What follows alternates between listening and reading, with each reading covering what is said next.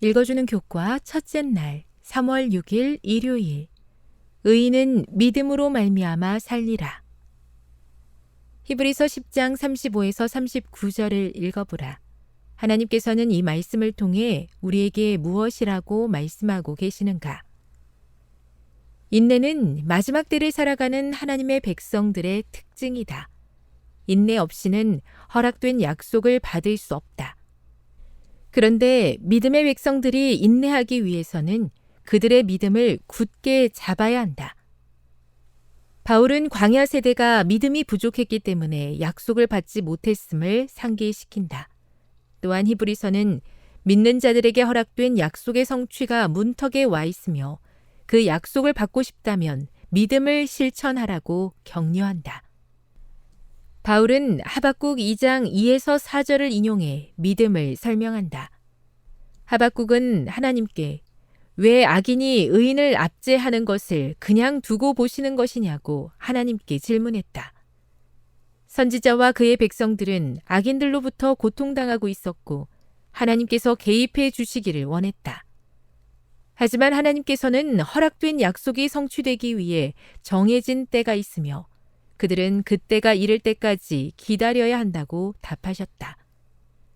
하박국과 그의 백성들은 우리와 마찬가지로 약속과 그 약속의 성취 사이에 살고 있었다. 히브리서에서 하나님의 기별은 이어진다. 잠시 잠깐 후면 오시리가 오시리니 지체하지 아니하시리라. 이 기별은 예수님을 가리킨다.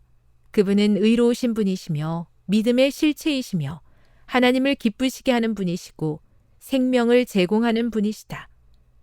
그렇다면 예수님께서 지체하실 이유가 무엇이겠는가? 그분은 결코 지체하지 않으실 것이다. 예수님께서는 이미 우리를 위해 돌아가시기 위해 오셨고 정해진 때에 분명히 다시 오실 것이다. 하나님의 기별은 이어진다. 나의 의인은 믿음으로 말미암아 살리라. 히브리서 10장 38절. 바울은 똑같은 말을 로마서 1장 17절과 갈라디아서 3장 11절에서도 반복한다. 하나님의 의가 믿음으로 믿음에 이르게 한다고 기록된 로마서 1장 16, 17절은 큰 깨우침을 준다. 바울이 말하고자 하는 바는 그분의 약속에 대한 하나님의 신실하심이 먼저 있으며 그 결과 그분의 신실하심이 우리의 믿음과 충성을 낳는다는 것이다.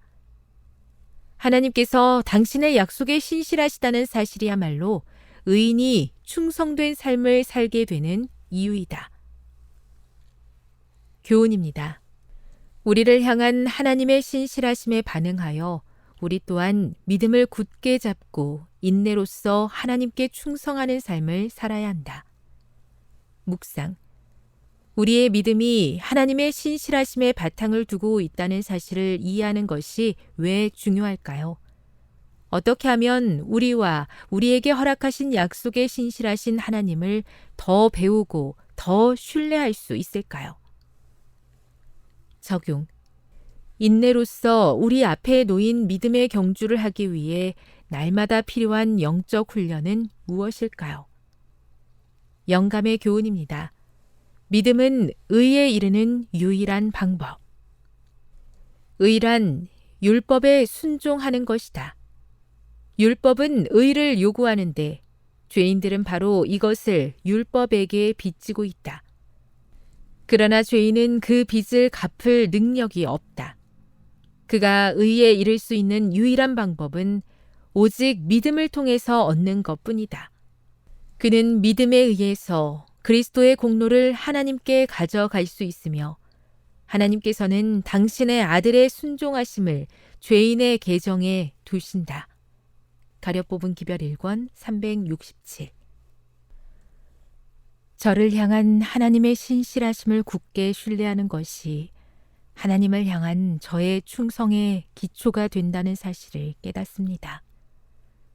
하나님의 변치 않는 사랑을 기억하며 허락하신 약속과 그 성취를 분명히 믿고 살아가게 해 주시옵소서.